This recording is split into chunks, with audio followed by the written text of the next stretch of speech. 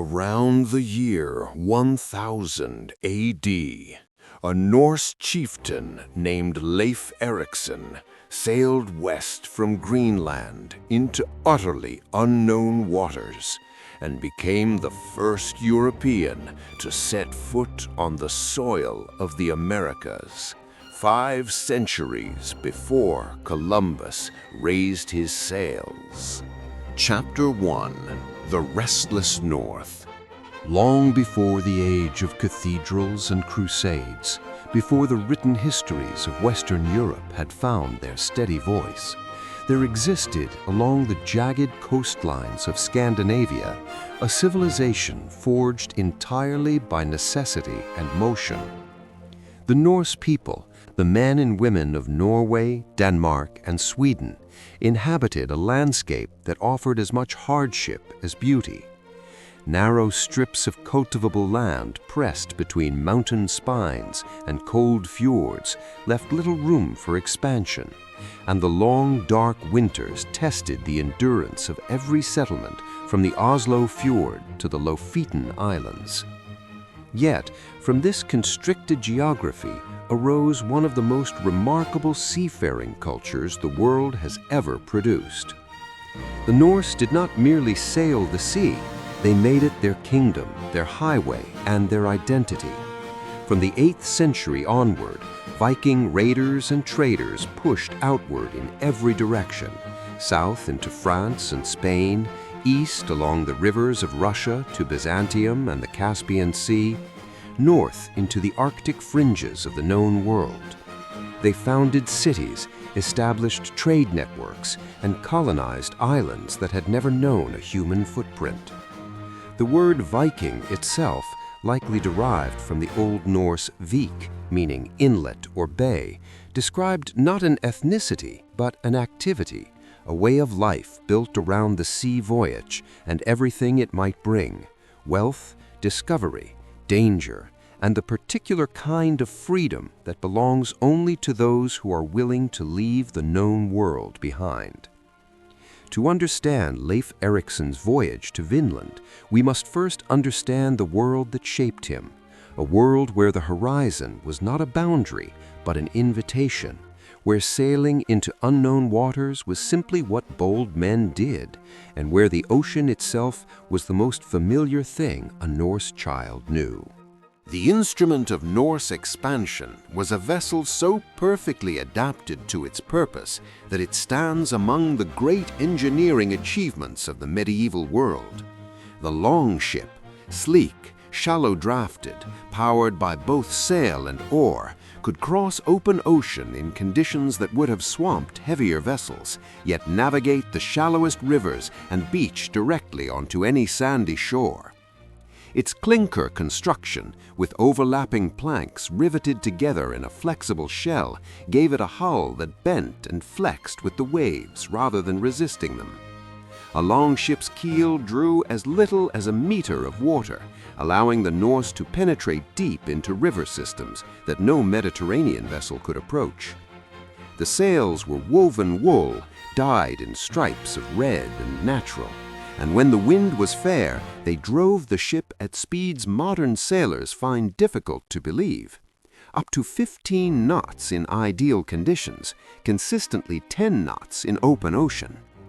For longer ocean voyages, the Norse also used the nar, a broader, deeper merchant ship built for cargo rather than speed, sturdier and more seaworthy in the heavy North Atlantic swells. It was in nars, not longships, that the great Atlantic colonization voyages were made, carrying livestock, timber, families, and provisions across hundreds of miles of open water. To crew these vessels, the Norse developed a culture of seamanship passed from father to son across generations. Navigation was accomplished without instruments through intimate knowledge of stars, ocean swells, bird migrations, whale behavior, cloud formations, and the color of the sea itself. In fog and overcast, some scholars believe they used calcite crystals, the so-called solar stones, to detect the position of the sun through polarized light. Whether true or not, The Norse clearly navigated successfully across distances and in conditions that would have defeated men less thoroughly educated by the sea.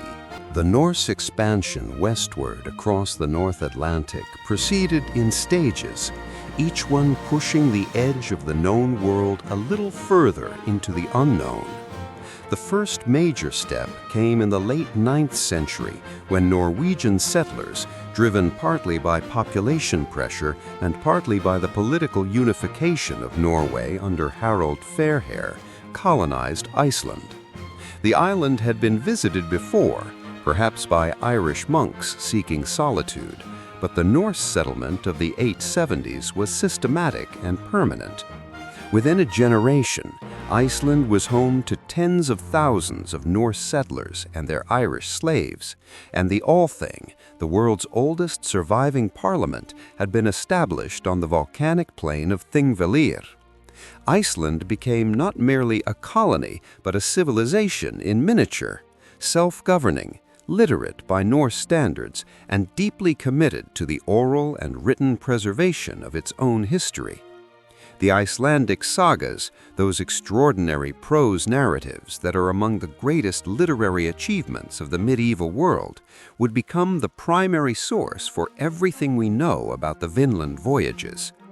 Written down in the 13th century from oral traditions that had been preserved for 200 years, the Greenlandinga saga and the Erik saga Rauda provide accounts of the Western discoveries that are detailed, internally consistent, and, as archaeology has since confirmed, broadly accurate.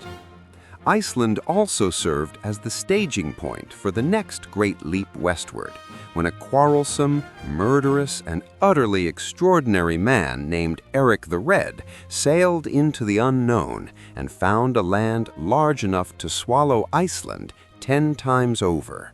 Erik Thorvaldsson, known universally as Erik the Red for the color of his hair and, some said, the color of his temper, was the kind of man that medieval Iceland both produced and struggled to contain.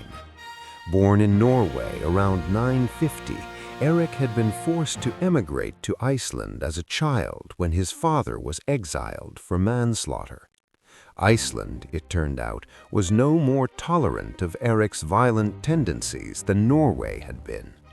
A series of disputes over property and honor led to the deaths of several men, and around 922, the Althing banished him from Iceland for 3 years. For a lesser man, this might have been an opportunity for quiet reflection. For Erik, it was an opportunity to sail west into waters where only rumors and vague reports had gone before. Stories had been circulating in Iceland of land sighted far to the west, a mountainous, ice-capped coast glimpsed from a storm-driven ship. Erik sailed to find it, and what he found was the world's largest island, Greenland. He spent his 3 years of exile exploring the coast, finding fjords on the southwestern shore where the climate was mild enough to support cattle and the grass grew green in the summer sun. He named the island Greenland, a piece of deliberate marketing according to the sagas, because a good name would attract settlers. In 985 or 986, Erik returned to Iceland, gathered a fleet of 25 ships and several hundred colonists, and led the first European settlement of Greenland. 14 ships survived the crossing. The 2 settlements they established, the eastern settlement near modern Qaqortoq and the western settlement near modern Nuuk, would survive for nearly 500 years. It was in this world of hard-won Greenlandic settlement, of communities clinging to existence at the very edge of the habitable earth, that Leif Erikson grew to manhood. He was Erik the Red's son, raised in the long halls of Brattahlid, the eastern settlement's most substantial farm, looking out over the fjords toward mountains still heavy with permanent ice. The Greenlandic settlements were prosperous by Norse standards, the farms were productive, the hunting and fishing excellent, and the trade goods they sent back to Scandinavia, including walrus ivory and polar bear skins, were highly valued. But Greenland was also remote and dependent, and its people were acutely aware of how thin the margin of survival could be. It was a world that produced individuals of exceptional toughness and self-reliance, people who had absorbed from childhood the lesson that the unknown could be survived if you approached it with adequate preparation and sufficient nerve. Leif, by all accounts, was exactly such a man. The sagas describe him as large and strong, of striking appearance and good judgment, qualities that in the Norse world translated into the practical authority needed to lead men across open ocean. He had traveled to Norway, met King Olaf Tryggvason, and returned to Greenland as a Christian missionary, a journey that demonstrated both his social ambition and his willingness to navigate the complex religious politics of his era. When the opportunity arose to sail further west than any European had gone before, Leif Erikson was precisely the man to seize it. The man who actually first sighted the western lands was not Leif Erikson, but a merchant named Bjarni Herjolfsson, and his story is one of history's most tantalizing near misses. Around 985 or 986, the same year Erik the Red was leading his colonization fleet to Greenland, Bjarni set out from Iceland to visit his father, who had joined Erik's expedition. Blown off course by storms and lost in fog for several days, Bjarni eventually found himself sailing along an unfamiliar coastline that bore no resemblance to the Greenland he had been told to expect. Instead of glaciers and mountains, he saw gentle hills covered in trees, and then, further north, flat land covered in forest, and then, further north still, a barren, rocky coast. He had sailed along the eastern seaboard of North America from south to north, becoming the first European to see the continent, and he had not gone ashore once.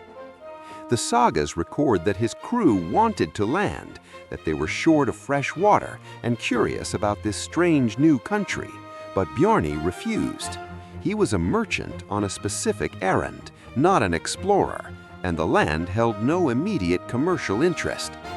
He turned his ship and found Greenland without further incident. For this failure of imagination, history has never quite forgiven Bjarni Herjolfsson. He had been handed one of the great discoveries of the age and had declined to accept it. The opportunity passed to a younger, bolder, more curious man, the son of the man who had founded the very settlements Bjarni was searching for when he stumbled upon a new world. The Norse understanding of navigation deserves extended consideration because the voyages to Vinland were not lucky accidents, but planned expeditions by men who understood the North Atlantic with an intimacy that no modern sailor can easily imagine. The Norse had been reading the ocean for generations. They understood the patterns of the North Atlantic gyre, the way ocean currents curved from west to east across the Northern Ocean and could be used to sustain or resist a ship's course. They understood the behavior of certain seabirds, the Iceland gull, the gannet, the puffin, whose presence indicated proximity to land. They understood how the color and temperature of water changed as it approached the continental shelf, how floating vegetation and freshwater traces indicated a river mouth nearby, how fog banks formed over cold water and clear skies over warm. They navigated by the stars with a precision that required detailed memorization of the night sky across all seasons and all latitudes they were likely to sail. Most remarkably, some scholars believe they used calcite crystals from Iceland, known as Iceland spar or optical spar, to locate the sun even when it was below the horizon or obscured by clouds. These crystals polarize light in a way that allows a careful observer to determine the sun's direction even on overcast days, a capability that would have been invaluable in the North Atlantic's famously capricious weather. Whether or not the solar stone theory is correct, the Norse were clearly navigating successfully across 500 miles of open ocean on a regular basis, a feat that demands both a sophisticated body of accumulated knowledge and considerable individual skill. The society that sent these sailors westward was shaped by a particular conception of honor, fate, and the obligations of the bold. Norse culture did not celebrate caution. The sagas are full of men who knew they were walking into danger and walked in anyway, because to do otherwise would have been shameful, a permanent stain on a man's reputation that would follow his name long after his death. The word nid, roughly translatable as cowardice or unmanliness, was one of the worst insults in the Norse vocabulary, and the fear of it drove men to take risks that purely rational calculation would have counseled against. At the same time, Norse fatalism, the belief that a man's fate was fixed by the Norns who wove destiny at the moment of his birth, provided a kind of psychological freedom. If your day of death was already determined, there was no point in hiding from it. You might as well sail into the unknown and see what the world contained. This combination of honor culture and fatalistic courage produced the peculiar Norse mixture of recklessness and meticulous preparation. Sail into unknown waters, yes, but bring the right ship, the right crew, enough provisions, and the right leader. The voyages to Vinland were products of this culture, not impulsive adventures, but carefully planned expeditions into acknowledged danger, undertaken by men who had calculated the odds and decided that the potential rewards in land, timber, and reputation justified the crossing. Christianity arrived in Greenland at approximately the moment the Vinland voyages were being conceived, and the religious transformation of the Norse world adds a fascinating layer of complexity to the story.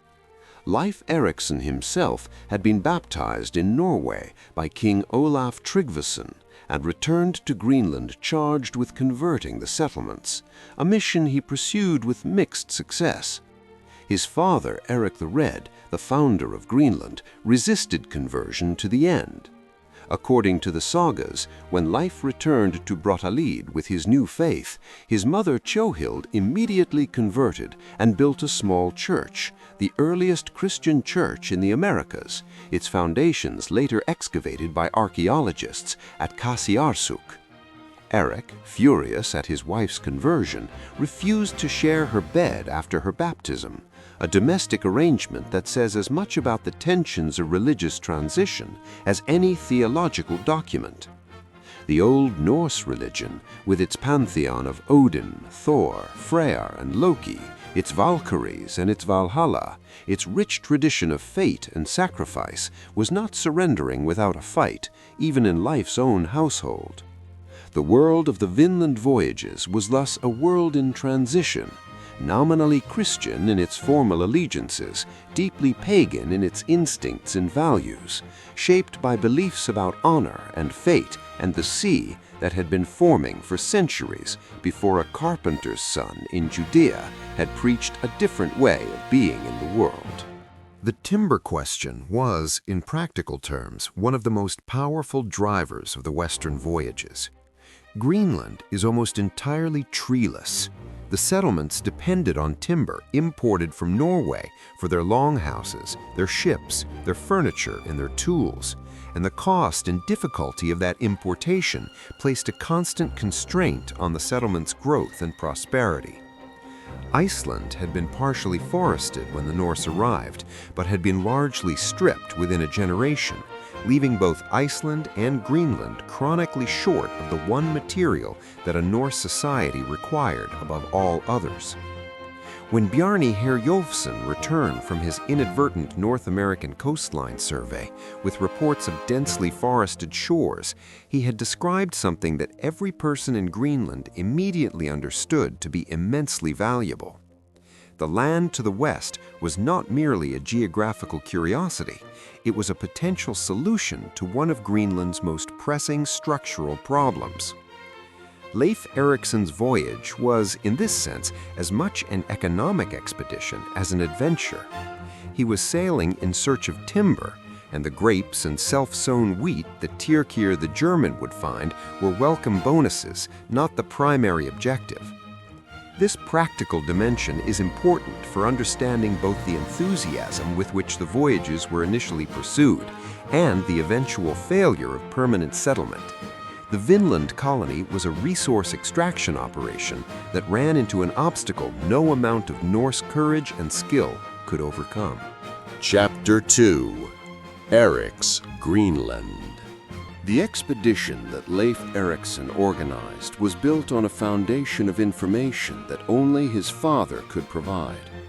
Erik the Red had spent 15 years exploring the coasts of Greenland after his initial exile voyage, and he knew better than anyone what lay beyond the western horizon. Or rather, he knew that Bjarni Herjolfsson had seen something there and had not bothered to investigate it. The decision to purchase Bjarni's actual ship was not merely symbolic, though it carried obvious symbolic weight. This was the vessel that had already found the western lands and returned, a ship with a kind of proven luck built into its timbers. Leif assembled a crew of 35 men, a number the Greenlandinga Saga specifies with the precision that suggests a real memory rather than a literary convention.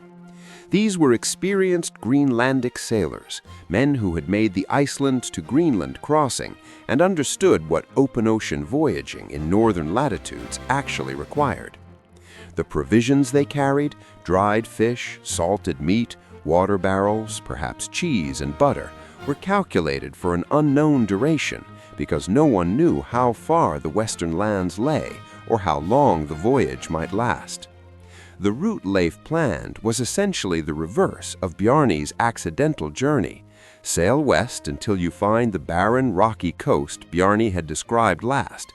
Then work your way south along the coastline until you found the forested shores and the land worth exploring. It was a logical, methodical approach that reveals a mind more interested in systematic discovery than in the reckless gamble that later romanticizers would impose on the story. Leif Erikson was an explorer in the truest sense, a man who wanted to know what was there and who prepared carefully to find out.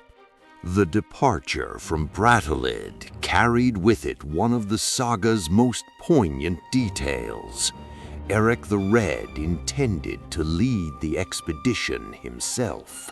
He was, after all, the man who had discovered Greenland, the boldest sailor of his generation, and the voyage west was exactly the kind of enterprise that defined a Norse leader's worth. The preparations were made with Erik in mind as the commander. But on the day of departure, riding down to the shore, his horse stumbled and threw him. Erik fell and injured his foot, a wound serious enough to prevent him from sailing, but the significance lay deeper than the injury itself. In the Norse world, an accident at the moment of departure was a powerful omen, a sign from the hidden forces that governed men's fates that this particular man was not meant to make this particular voyage. Erik recognized it as such. He told Leif that he was apparently not destined to discover more countries than Greenland, and he turned back. The words have the weight of a man accepting his fate with dignity. The founder of Greenland, watching his son sail away toward a discovery that would dwarf his own. Leif took command of the 35 men and the ship that Bjarni had brought back from the edges of the known world, and he pointed its prow into the west. Behind him, Brattahlid's turf-roofed longhouses grew small against the mountains. Ahead, the gray ocean stretched to a horizon that no reliable map had yet described. What lay beyond it was, in the most literal sense, the unknown, and Leif Erikson was sailing straight toward it. The 3 landfalls that Leif made on his westward voyage correspond with remarkable geographical consistency to 3 distinct regions of the North American coastline. The first land he found was a bleak, flat place of stone and glaciers. He named it Helluland, meaning flat rock land. The identification with Baffin Island is almost universally accepted by modern scholars. The terrain description matches precisely. The distance from Greenland is consistent with the sailing time implied by the sagas, and no other North American coastline in that latitude presents the combination of bare rock and glaciers that the saga describes. Leif did not stay. He noted it, named it, and sailed south. The second landfall was a gentle forested coast with white sand beaches, Markland, the forest land. This was Labrador, its forests visible from the sea, its beaches exactly as described. Again, Leif noted it and sailed on. The third landfall was different. Leif and his crew landed here, pulled the ship ashore, built temporary shelters, and began to explore. The land they had found was generous beyond any Norse experience. Mild climate, grass that did not wither in winter, rivers rich with salmon larger than any they had seen, days noticeably longer than in Greenland, and, most extraordinarily, wild grapes. Leif named it Vinland, Wineland, or perhaps Meadowland, depending on how one interprets the Old Norse win. The debate over that single syllable has occupied scholars for over a century and remains unresolved. But the grapes are not seriously in doubt. Tyrkir, the German, a trusted member of the crew who had been raised in a grape-growing region of Europe, identified them with absolute certainty. The story of Tyrkir finding the grapes is one of the saga's most charming episodes, and it preserves what feels like an authentic human memory within the larger historical narrative. Tyrkir had gone missing from the exploring party, and Leif was genuinely alarmed. The man was described as a foster father figure to Leif, an older German craftsman who had been part of the household for years. When Tyrkir finally reappeared, he was in a state of high excitement, speaking rapidly in German before he remembered to switch to Norse. His eyes were rolling, his face was all over the place. The saga's description suggests a man almost overwhelmed by the significance of what he had found. He had found grapevines and grapes. He knew grapes. He had grown up in a country where they grew. There was no doubt about the identification. Leif's response was practical. If there were grapes, then Vinland was not merely a timber source, but potentially a source of wine, a luxury product of enormous value in Norse society, where wine was an elite drink imported at great expense from southern Europe. He organized the crew to spend the rest of the winter systematically gathering timber and grapes, loading the ship with both. The mixed cargo he brought back to Greenland, timber that the settlements desperately needed, and grapes that astonished everyone who saw them, was the most dramatic demonstration possible that the Western lands were real, valuable, and worth visiting again. The Vinland voyages had begun. The winter that Leif and his crew spent in Vinland established the template for every subsequent Norse visit to North America.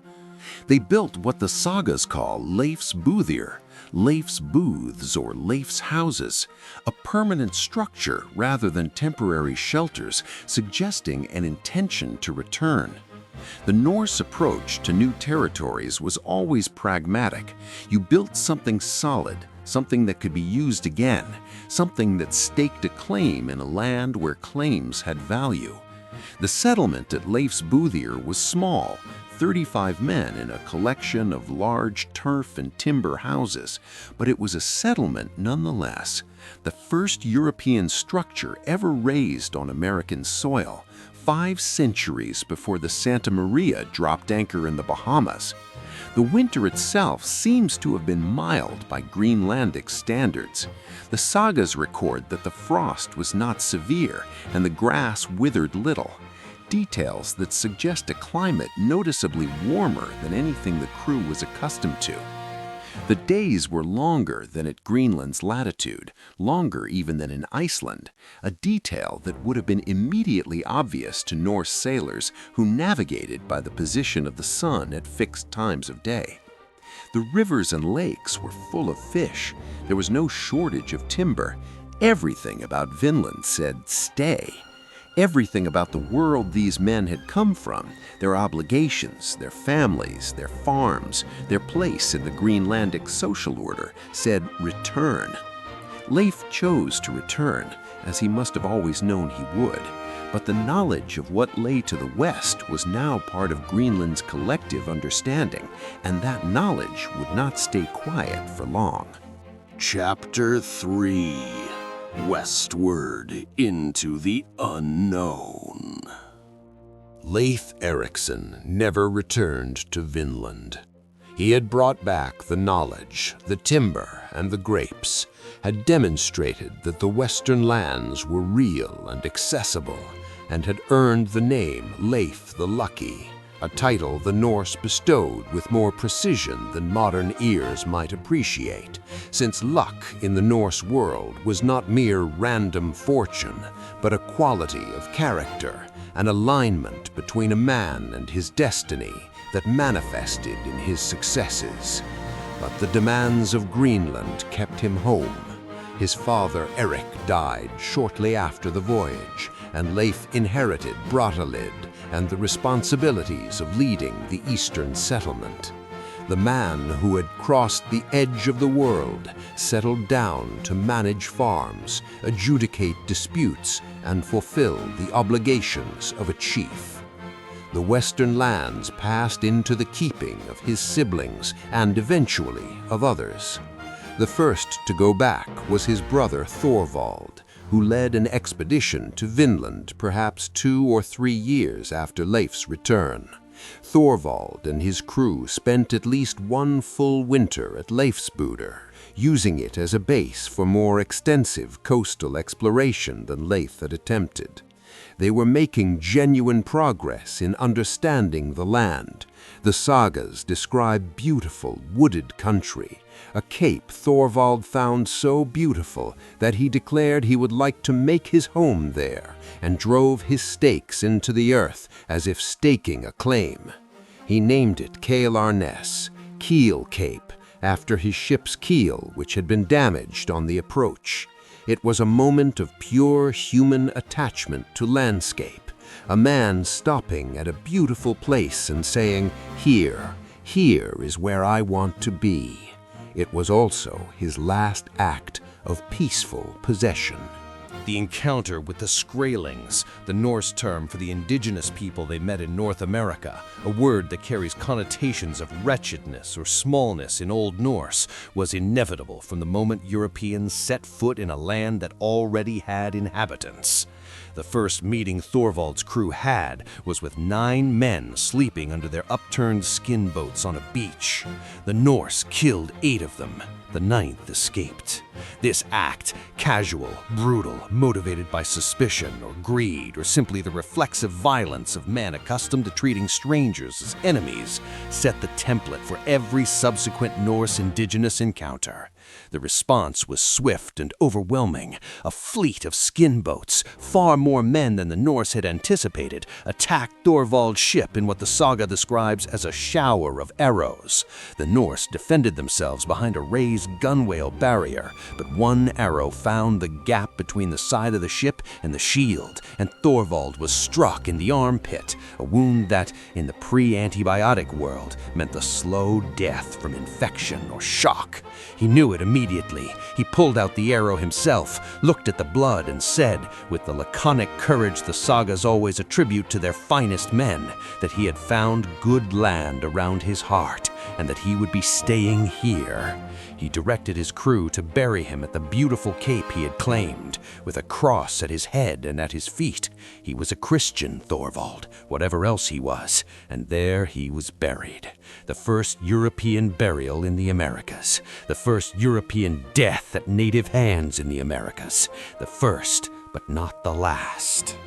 The news of Thorvald's death did not end Norse interest in Vinland. It may, paradoxically, have intensified it, since a dead brother created an obligation of knowledge and perhaps of vengeance that demanded another voyage. A third Erikson sibling, Thorstein, mounted an expedition to retrieve Thorvald's body, but was driven by storms for the entire summer without ever finding Vinland, and returned to Greenland having accomplished nothing except to demonstrate how precarious the Western navigation was. Thorstein himself died that winter in Greenland of disease, a loss that introduced a new figure to the Vinland story. Thorstein's widow was Gudrid Thorbjarnardóttir, a woman the sagas describe with a reverence unusual in their generally terse portraits of women, beautiful, wise, accomplished in every way that mattered. Widowed young, she would become the central figure of the most ambitious Vinland venture, the attempted colonization led by the Icelandic trader Thorfinn Karlsefni.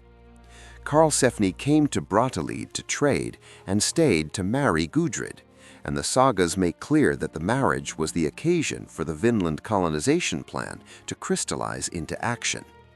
A party of 60 men and 5 women, or in another version 160 settlers, set out for Vinland around 1010, carrying livestock, provisions for an extended stay, and the explicit intention of founding a permanent settlement.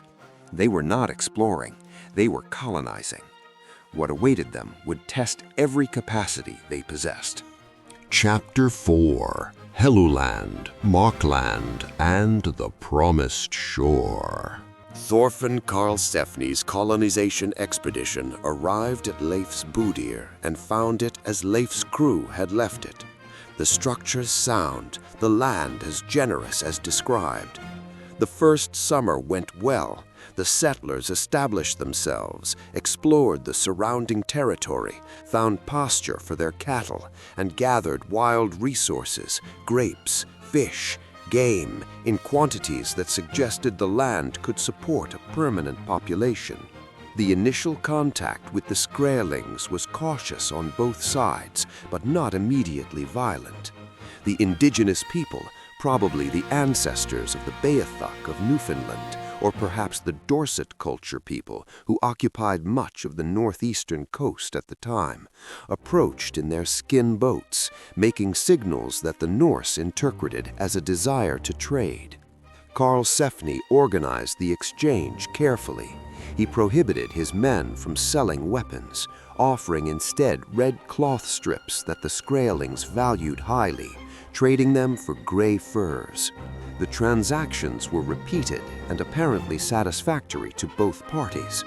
It was, for a brief moment, the beginning of something remarkable, a sustained, peaceful interaction between European and North American cultures 5 centuries before any other. The moment did not last. A bull that Karlsefni had brought from Greenland ran bellowing out of the forest one morning while a trading session was underway, and the terrified Skraelings fled to their boats and disappeared. 3 weeks later they returned, and this time something had changed in their manner. They came not to trade, but to fight, attacking with slings and a weapon the Norse had never seen before, a large ball on a pole that made a dreadful noise when swung overhead and was thrown into the Norse lines with devastating effect. The sagas call it a ballista, which is almost certainly not what it was, more likely a seal bladder inflated and weighted, a noise weapon and projectile combined. Whatever it was, it worked. The Norse broke and ran. It was in this moment of Norse retreat and apparent defeat that one of the saga's most extraordinary figures stepped forward. Freydis Eriksdóttir, Leif's illegitimate sister, had remained behind when the men ran, despite being heavily pregnant. According to the Greenland Saga, she found a sword, pulled open her garment to bare her breast, and struck the blade against her flesh, screaming at the advancing Skraelings. The effect was immediate. They stopped, turned, and fled. Whether the detail is historically accurate or a later embellishment, it captures something essential about Freydis as the sagas present her, a woman of violent, formidable will who operated entirely outside the normal constraints of her gender, as comfortable with a sword as with the domestic responsibilities her society assigned women. She would appear again later in a far darker context, but for now, her terrifying display had saved the settlement from destruction. Yet the colonization attempt was failing not from military defeat, but from arithmetic. The Norse were vastly outnumbered. Karlsefni calculated, correctly, that the Skraelings could summon far more warriors than the settlement could resist in any sustained conflict, and that the brief Norse tactical advantages of metal armor and iron weapons would not compensate indefinitely for the disparity in numbers. He made the decision to abandon Vinland. The colonists had been there for 3 years, long enough for Gudrid to give birth to a son named Snorri, the first European child born in the Americas, a detail the sagas preserve with evident pride. Karlsefni loaded his settlers and his livestock onto the ships, took on a cargo of grapes and timber and furs, and sailed east toward Greenland. The most serious European attempt to settle North America before the 16th century was over. The land had proven welcoming in its resources and fatal in its human geography. Vinland was real, reachable, and extraordinary, and it was, for the Norse, unreachable in the only way that ultimately mattered. Chapter 5. Winter in the New World. The winter that the Norse spent in Vinland, those months at Leifsbúðir when the land revealed the full measure of its generosity, represented an experience unlike anything the Greenlandic settlers had known. Greenland was a country of survival. You worked hard, you stored carefully, you managed your resources against the long, dark months when nothing grew and the sea was often impassable. Vinland was different in kind, not merely in degree. The climate that the sagas describe, frost not severe, grass little withered, salmon in the rivers throughout the winter, corresponds to what modern climatologists know about the medieval warm period, a several-century interval of elevated temperatures that made the North Atlantic more navigable and the northern coasts of North America more hospitable than they would be today. The Norse settlers at Leifsbúðir were experiencing a North American winter at its most forgiving, and the contrast with Greenland must have felt like a gift from some benevolent power, whether they attributed it to Christ or to the older gods their fathers had worshipped. Timber could be felled in the surrounding forests without the need to calculate every plank against a year's supply shipped from Norway. Fish could be taken from the rivers in quantities that seemed inexhaustible. The cattle they had brought thrived on pasture that stayed green longer than any pasture they had seen. For a community chronically short of wood, food, and fodder, Vinland was almost literally paradise. The psychological effect on men accustomed to scarcity must have been profound. A loosening of the constant anxiety of shortage, a physical expansiveness that comes when the body is fed well and the ground beneath your feet promises more of the same. Small wonder that Thorvald Erikson had driven his stakes into the ground at Kjalarnes and said he wanted to live here. Small wonder that Thorfinn Karlsefni had brought 60 settlers and their animals and intended to stay. The child born at Vinland, Snorri Karlsefnisson, carries in his very existence the full weight of what the Norse voyages might have become. He was born approximately 1011 on a coast that would not see another European child born on its soil for another 5 centuries.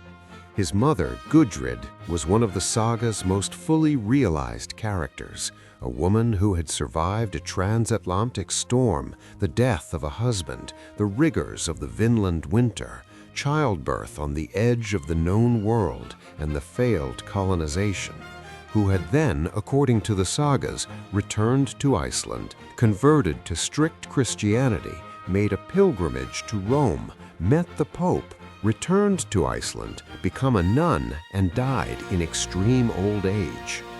She is, in every account, a person of extraordinary resilience and spiritual seriousness, and her son Snorri grew to become a significant figure in Icelandic society, his lineage traced in the sagas with obvious pride. 3 bishops of Iceland were counted among his descendants, a fact that the saga records as a form of validation, as if Vinland's legacy could only be properly honored through a line of ecclesiastical achievement rather than colonial expansion.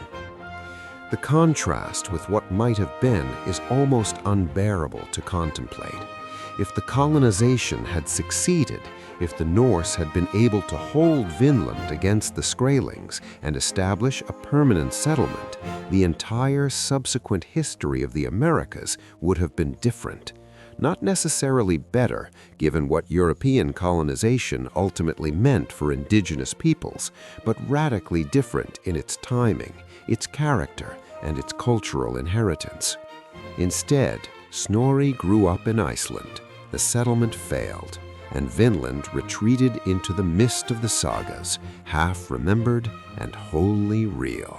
Chapter 6: Blood on the Western Shore.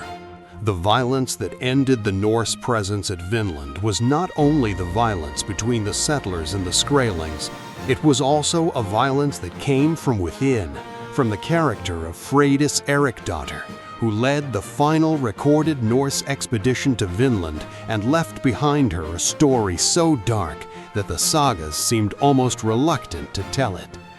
Freydis organized a joint expedition with 2 Icelandic brothers, Helgi and Finnbogi, with an agreed division of the enterprise, equal numbers of men, equal shares of whatever profits the voyage produced.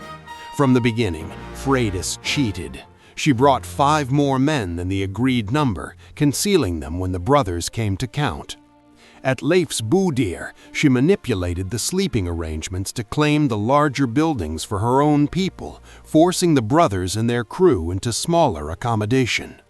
The tensions of a winter in close quarters with festering grievances did their predictable work.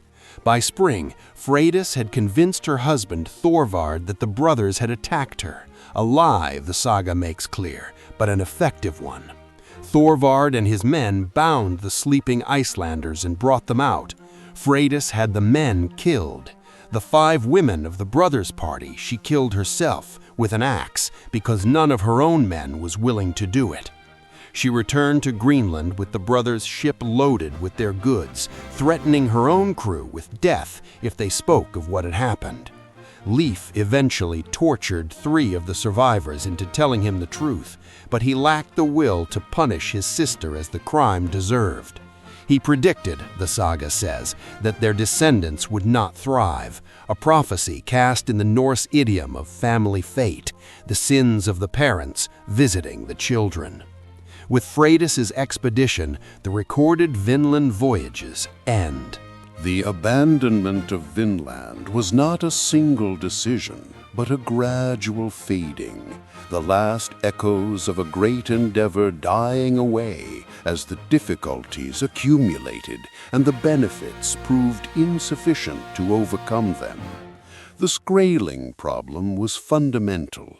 North America was already inhabited by populations that outnumbered the Norse by orders of magnitude, and the Norse have no immunity-driven population advantage to deploy, no firearms to substitute for numbers, no political organization capable of mounting the kind of sustained military campaign that would have been necessary to displace the indigenous inhabitants. the simple arithmetic of 200 settlers against tens of thousands of Skraelings was decisive. The logistical problem was equally serious. Vinland was 500 miles from Greenland, which was itself at the far edge of the Norse world, and sustaining a colony across that chain of distances required resources and organizational capacity that the Greenlandic settlements, with their population of perhaps 3,000 people, simply could not provide. Timber could be fetched from Markland, and apparently was for centuries after the Vinland voyages ended, but a permanent colony required more than occasional resource trips. It required a continuous flow of settlers, supplies, and support that the Norse world could not maintain. There may have also been a climatic factor. The medieval warm period that had made Vinland so hospitable in 1000 AD began cooling in the following centuries, making the North Atlantic crossings more dangerous and the northern coasts less hospitable. By the time European civilization had accumulated the population, the organizational capacity, and the navigational technology to make American colonization sustainable, the Norse moment had passed. The window had opened and closed. Chapter 7. The Last Voyages and the Silence. The silence that fell over Vinland after Freydis's expedition was not absolute. The sagas record Markland voyages, timber-gathering trips to Labrador, continuing for at least 2 centuries after the Vinland colonization attempts ended. A 12th century reference mentions a ship blown off course from Markland reaching Iceland, which demonstrates that the trade route to the North American forests was still in active use a full century after Karlsefni's colony failed. The Norse presence in Greenland itself continued until sometime in the 15th century, when the last settlements, already weakened by cooling temperatures, declining trade, the Black Death, and the loss of European interest, finally succumbed. The last recorded contact with the Greenland Norse was in 1408, when a wedding at Wolsey Church was attended by visitors from Iceland. After that, silence. When the first European explorers of the modern era arrived in Greenland in the late 15th century, they found the ruins of the settlements and the bones of the last inhabitants in the churches where they had taken refuge, but no living Norse people. The Greenland Norse had died out, absorbed perhaps partially into Inuit culture, but largely simply gone.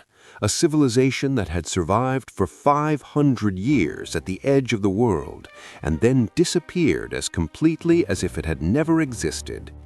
The knowledge of the Western lands went with them, and what remained was embedded in the sagas, extraordinary documents that preserved the Vinland story with enough detail to be recognizable as history, but not enough to answer the most important questions. Exactly where was Vinland? And what had the Norse actually built there?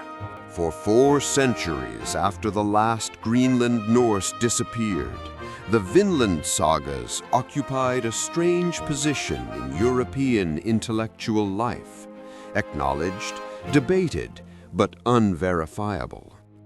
Columbus's voyages of 1492 opened the American continent to sustained European attention without reference to the Norse precedent.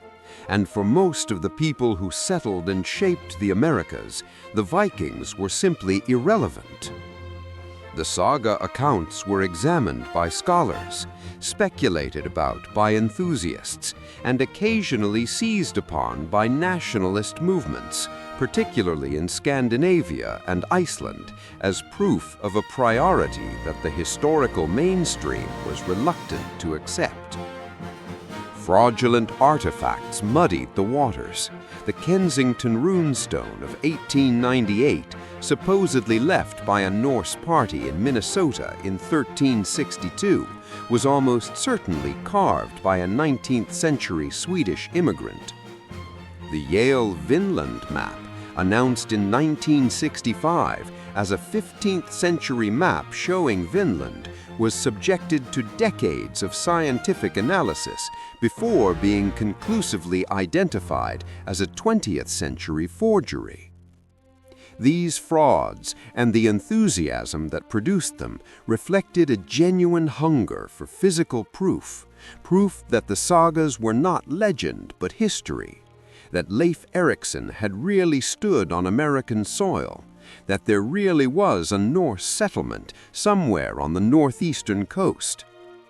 The proof came, finally, from the most unlikely of sources, not from a grand archaeological expedition funded by national governments, but from a Norwegian couple who followed clues embedded in a 1,000-year-old Norse poem and drove stakes into the ground at a headland in Newfoundland called Lands og Meadows.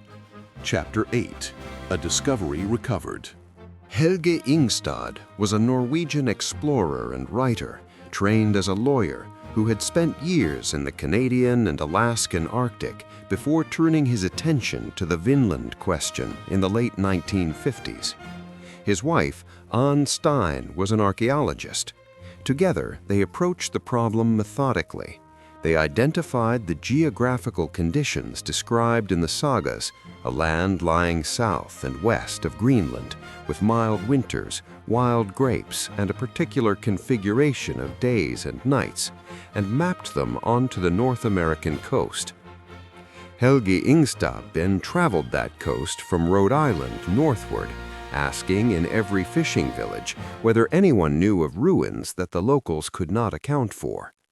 In 1960, at Lands og Meadows on the northernmost tip of Newfoundland, a fisherman named George Decker led him to a series of low grass-covered mounds that the local people had always called the Indian Camp. Ingstad recognized them immediately as Norse. They were not Indian camps. They were turf-walled structures of exactly the type found in Iceland and Greenland, in exactly the construction style that the Norse used for their longhouses. Stine Ingstad led 8 seasons of excavation, beginning in 1961. What she found confirmed beyond any reasonable doubt that the Norse had been here.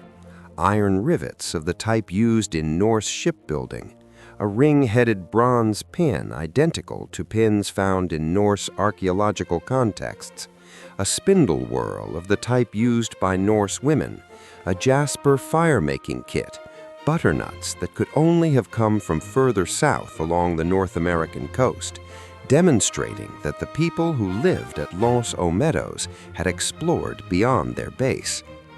Carbon dating established the occupation at approximately 1000 CE, precisely the period the sagas describe.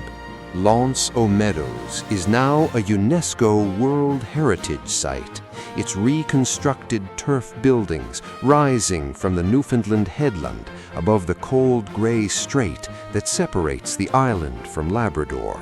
And it stands as one of the most extraordinary confirmations in the history of archaeology, a moment when physical evidence and ancient literature aligned with the precision of a key entering a lock. The site contained the remains of 8 buildings, including a large hall, smaller dwelling structures, a forge, and a carpentry workshop. The forge produced iron from bog ore, the first iron smelting in the Americas. The carpentry shop was full of wood debris, indicating boat repair and construction. The site was not a permanent colony, but a base camp, a staging post from which expeditions could be launched further south into the timberlands and grape-growing regions that the sagas describe. Lands og Meadows was, in all likelihood, Leif Erikson's Leifsbúðir, the winter camp from which he explored, the structure he left standing for those who came after. The site accommodates perhaps 70 to 90 people, consistent with the crew sizes the sagas describe. It was occupied briefly, perhaps for a few decades, and then abandoned cleanly, its inhabitants taking most of their portable possessions with them. What they left behind, preserved for 1,000 years under Newfoundland peat, was enough. The Norse had been here. Leif Erikson had crossed 500 miles of North Atlantic Ocean, had stood on this headland, looking south toward forests his Greenland compatriots desperately needed, and had built something that endured long enough for a Norwegian couple in 1960 to find its ghost in the grass. The saga was history, the discovery was real, and the question of who first found the Americas, for all that it has been complicated by evidence of even earlier human presence in the continent, had acquired for European civilization a definitive and extraordinary answer 5 centuries earlier than Columbus.